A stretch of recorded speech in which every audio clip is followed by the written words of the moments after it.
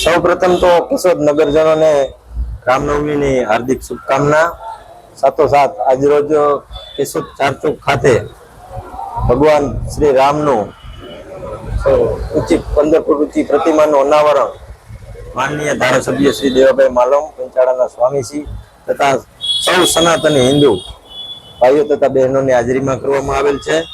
અને બપોરે 3:30 કલાક વિશ્વ હિન્દુ પરિષદ અને બજરંગ દળ દ્વારા ભવ્યથી ભવ્ય શોભાયાત્રાનું પણ આયોજન કરેલ છે.